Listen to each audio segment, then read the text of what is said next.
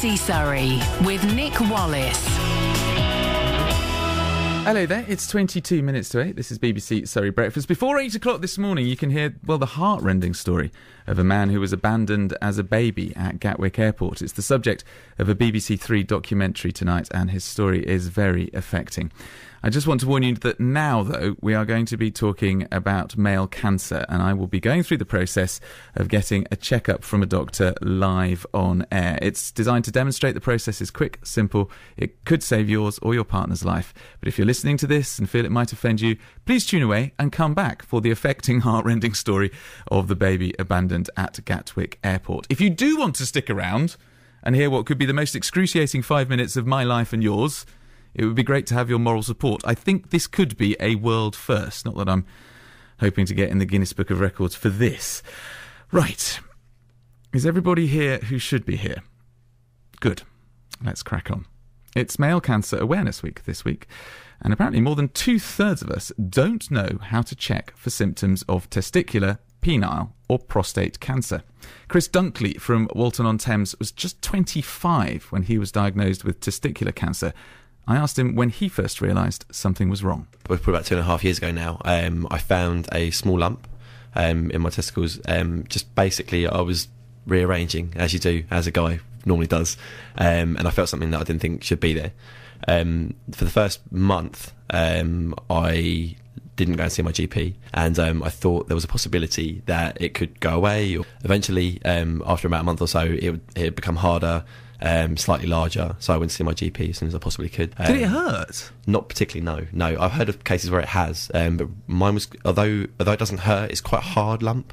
You definitely recognise it not being part of your testicles. So the doctor said, okay, right, this needs further investigation. What happens then? You get referred to hospital and you go through the scan process, do you? Yeah, almost instantaneously, actually. My GP was particularly good. The NHS was fantastic. I went to see a doctor at Ashford Hospital, and within 3 days I was actually booked in for an operation, and ready to go. I answered all my questions, did everything. It was really, really professional, very good. I imagine a lot of men would have a number of concerns when they were going to hospital to get something like this done. I mean, what were the questions you asked, and what did you need to have your mind put at rest about? Yeah, there are a lot of questions that fly through your mind. I think the two main ones are surrounding whether your sexual performance will be as it normally would be, and also whether your fertility decreases or not, and whether you become impotent or if there is any effect.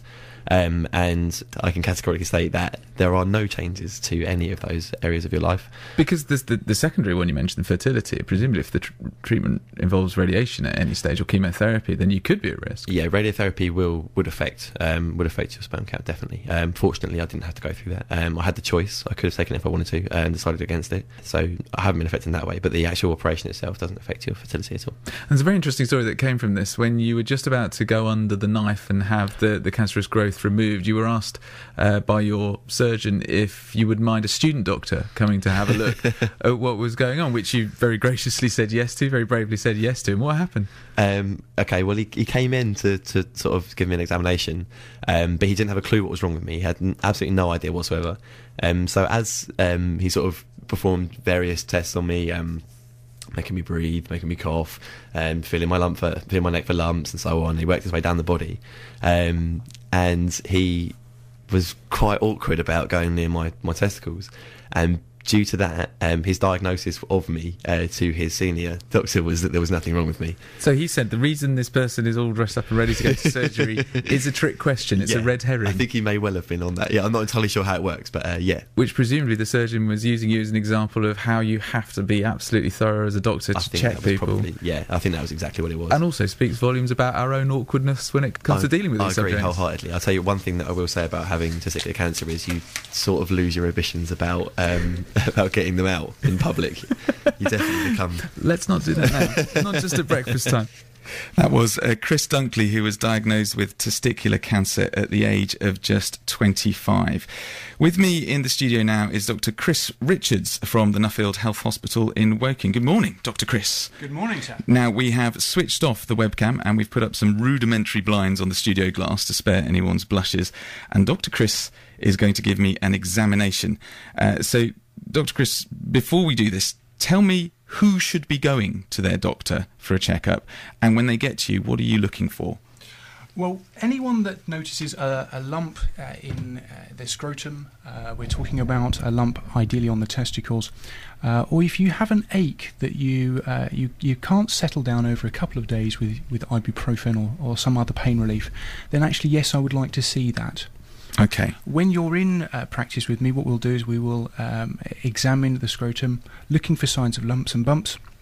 And I think the important thing to say is that actually a lot of the lumps and bumps that people do find are actually not cancerous. It's a lumpy, bumpy area. It is a lumpy, bumpy area, and it's one of those things that you should be encouraged to check. What we're looking for is actually changes over a period of time, and the best person to examine is you yourself. Right. Okay, well, I'm standing in front of you currently fully dressed. Yes. What would you like me to do? Okay, well, what we're going to do, because we're in the studio, I'm going to get you just to drop your trousers and your underwear. And what I would like you to do is, if you can just take your penis out the way, because I'm more concentrating on the scrotum area. Okay, I'm pleased to see you're wearing rubber gloves, sterile gloves at this stage. And I just want to, before we do this, I just want to check one final thing.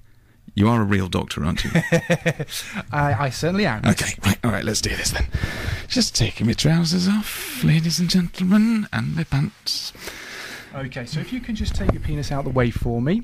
Wonderful. Now, this might take some time. Right. What we're going to do is we're going to concentrate on one testicle at a time. So the best thing to do, if you're examining yourself, is with one hand, just lightly grasp the testicle, and with the other hand, you're going to be using your thumb and finger just to move the skin over the testicle, and the testicle should be smooth, and it is normally slightly oval in nature. You will notice that there will be some soft tissues at the top and just behind each testicle, and that soft tissue will actually go down round the back as well.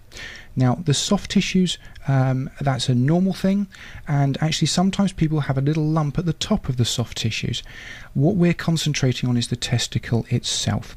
Now, we've done one side, and then we'll move over to the other side. We're on the right side now, and once again we grasp it with one hand and then roll the skin over the testicle with the other hand, and we are looking for again signs of lumps and bumps on the testicle. We check the top where the epididymis is, and we're checking down the back of the soft tissues as well. Now, if you notice any lumps and bumps, I certainly would like you to come and see me as a GP. We're also going to check the groin as well, just to see if there are any lumps and bumps there, and just to make sure that that's all normal, which it is. So that's all good news for you. Fantastic. I will pull my jeans back up. If you wouldn't mind, please. Thank you very much, Dr. Chris. I feel like we've bonded.